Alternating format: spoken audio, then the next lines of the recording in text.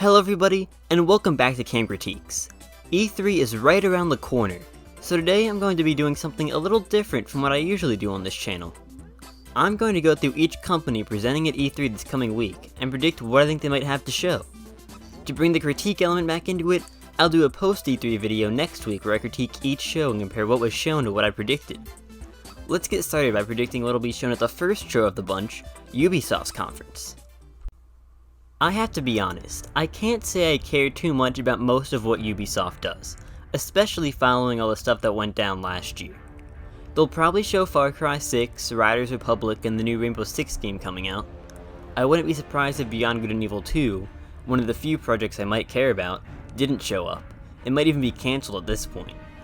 I also sadly don't see a new Rayman happening anytime soon, and I don't think Skull and Bones will show up either. I'm going to predict that they announce a new Just Dance, obviously, and Mario plus Rabbids 2. That game was pretty fun, it sold well, and I don't think the team that made it has put out anything new since it was released. Maybe they'll show a new Trials game too. Now let's go on to predicting what'll be at the next conference, that of Gearbox Entertainment. I struggle to imagine how Gearbox can even do an E3 conference by themselves. Pretty much the only successful thing they have going for them right now is Borderlands, and I can't see them experimenting much more after recent titles like Battleborn, Aliens Colonial Marines, and Duke Nukem Forever massively backfired. It seems like they'll be revealing a new Borderlands spin-off at Jeff Keighley's Summer Games Fest right before E3, which may have already happened by the time this video goes up. So I'm just going to predict that they show more of that and maybe some Borderlands 3 DLC and a movie trailer. Now let's move on to the first real meaty conference of E3, Microsoft's Xbox and Bethesda showcase. This will probably end up being the biggest show of E3 this year, both in terms of length and announcements. It's already confirmed to be 90 minutes, and without Sony in the picture, this should be the place for most third-party games to be revealed. Maybe they'll opt to announce their stuff in the smaller presentations that companies like Capcom and Bandai Namco have throughout the week instead, but I personally doubt it. They'd get a lot more eyes on their games in this show, I think, and those 90 minutes have to be filled with something. Regarding first-party stuff here, my hopes aren't too high. Microsoft has been struggling on this front for generations now. They've got some projects that are potentially intriguing announced, like the new Perfect Dark, Rare's Everwild, The Elder Scrolls 6, Fable, and Avowed. But all that stuff seems super early based on what we know, so I doubt it'll pop up here. There will definitely be lots of Halo Infinite, which isn't looking too promising at the moment, but hopefully they were able to make some big improvements with the year delay. I would have thought they'd show Hellblade 2 this year, but that was already deconfirmed. They'll probably show the next Forza, which should come out this year I would think. They'll probably show something as Starfield, which will hopefully be good. And they might even show Deathloop and Ghostwire Tokyo, seeing as Sony seemingly has no show to show them at. I also think they'll show Psychonauts 2, and hopefully finally something concrete about the Cuphead DLC that was supposed to come out 2 years ago. I wouldn't be totally shocked if that turned into a full sequel by now. I don't see them announcing lots of new stuff, seeing as they have so much already announced with so little info shown, and I don't really see many of their big things looking all that great. Hopefully I'm proven wrong though, and the Cuphead DLC should at least be good. I'm a lot more optimistic about the third-party stuff that could show up here. Usually some interesting indies pop up at this show. I'm looking forward to seeing more from the Gunk and hopefully some other neat stuff, though that's almost impossible to predict, so I'm not gonna bother. Capcom has its own show, but I predict that they'll reveal some of the stuff they have with trailers here. Based on what is leaked, it seems like a Dragon's Dogma 2 reveal is pretty likely, and I could see a new Mega Man or maybe another fighting game also popping up. I'm sure some Resident Evil 8 DLC will also be coming soon, but I doubt they'd show that here. Maybe that's something they could reveal at their own show. Bandai Namco has regularly had some pretty big stuff here for a few years now. I imagine we'll see more Tales of Arise, which I'm quite excited for, and maybe even Elden Ring, though there are rumors that'll pop up at Summer Games Fest instead, so it's another thing that might have shown up before this video goes live. They also have their own showcase, but I again think it's likely that they'll reveal their stuff here, where they'll get more eyes on it.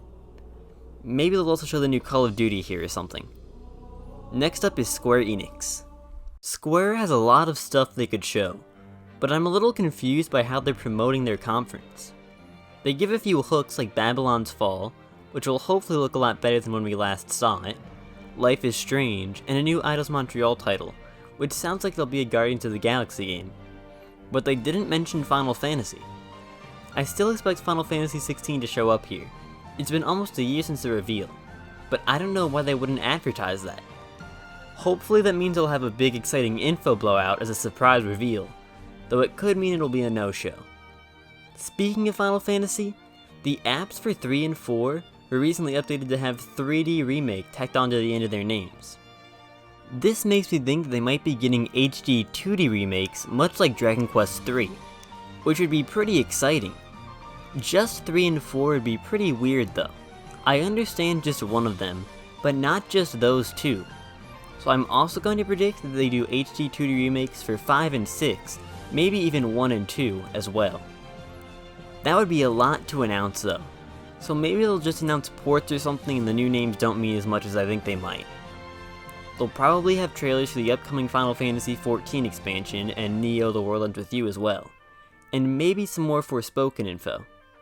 I don't think Neo or Kingdom Hearts will be here, but I'd love to be proven wrong. Last up is the rumored Final Fantasy Origin from Team Ninja. It definitely sounds like it's real, and it has me pretty excited. A Souls-like Final Fantasy game from the creators of Neo, set in the universe of Final Fantasy I, sounds right up my alley, and it should pop up here. Now I'm going to speak to a couple of the smaller conferences. The PC gaming show usually has very little interesting information. Maybe they'll announce a Persona 5 Royal PC port here. The Future Game Show also isn't something I'm too excited for, though I'm going to go out there and predict that I'll be caught off guard with one interesting Japanese game I'm not really expecting here. Maybe Monkey Ball. Limited run games in Devolver Digital are also hard to predict. I'm going to go out on a limb and guess that Limited Run Games spends an odd amount of time on a physical release for Y2K, a postmodern RPG, and Devolver Digital announces a promising game that'll become a huge hit when it releases in 2 years, like Fall Guys. June 14th is a lot of showcases, though it sounds like none of them will be full conferences. I have absolutely no clue what Verizon or Intellivision could show, so I'm just going to predict that at the end of those presentations I'll be questioning why they existed. Take-Two could reveal some big stuff, but I'm going to predict that they don't. And like I already said, I think Capcom will show off stuff that was already revealed in the Xbox show, and maybe some DLC for Resident Evil 8 and Monster Hunter Rise. I think Bandai Namco will do the same on their show the next day, showing most of their interesting trailers in other shows and doing deep dives at their own showcase. That just leaves one big conference left to predict, Nintendo's upcoming Direct. Nintendo really hasn't been doing too much for the last couple of years, which is somewhat understandable given COVID, but I really do think that's going to change here. Right now, the only games I have announced for the rest of the year are Skyward Sword HD, which looks to be a very much not worth it port for $60, and Pokemon Brilliant Diamond and Shining Pearl, which is an outsourced 1-to-1 remake of a 15-year-old game. So they've got pretty much nothing confirmed to be coming out, but I don't think that they'll have nothing for the rest of the year. Between the end of April and the end of June this year, they'll have published 6 retail games. New Pokemon Snap, the Famicom Detective Club remakes, Miitopia, DC Superhero Girls, Game Builder Garage, and Mario Golf. Why would they not spread out these titles more if they had nothing for the second half of the year, where they traditionally release more games and where they traditionally release their bigger games? There are also lots of studios that should have a project ready soon, I would think, based on how long it's been since their last one. So I have high hopes for this show. Based on rumors, I think a 2D Metroid by Mercury Steam and a 2D Donkey Kong internally developed will definitely be revealed and should come out this year. The Switch Pro definitely won't be revealed here, but I guess it's possible it's revealed beforehand. It's yet another thing that might be revealed by the time this video goes up. I think No More Heroes 3 will get another trailer, and so will Shin Megami Tensei 5, with 2021 release dates for both. I'm also going to predict that Bayonetta 3 finally gets a proper reveal, with 2022 date. The next Smash Bros. DLC character will almost definitely show up here. I'm going to predict that it'll be one of Crash Bandicoot, Lloyd Irving, and Doom Guy. They might even reveal the last one as well, especially the last 2 characters satisfy mostly different groups like Banjo and Hero did last E3.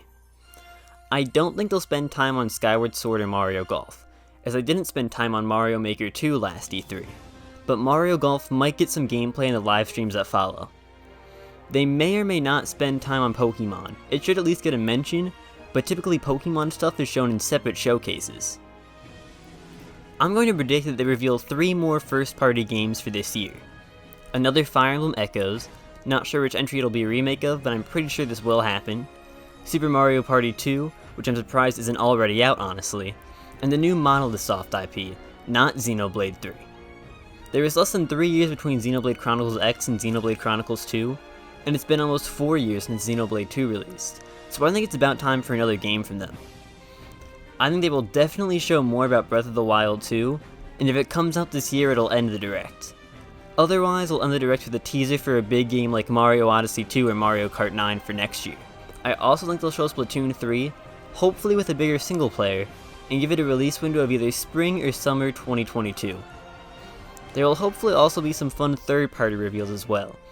I'm going to guess they'll reveal a new Monkey Ball if they haven't revealed it yet by then, a new Resident Evil, a port of the Mass Effect collection that just came out, and a smaller Tales of game made especially for Switch. That does it for my predictions. As I already mentioned at the beginning of this video, a week from now I'll upload a video critiquing each conference and comparing what actually happened to my predictions. If you liked this video, I'd really appreciate it if you liked, commented, and subscribed. I'd also recommend you check out some of my other content like my review of Miitopia. Thank you all for watching and have a great rest of your day.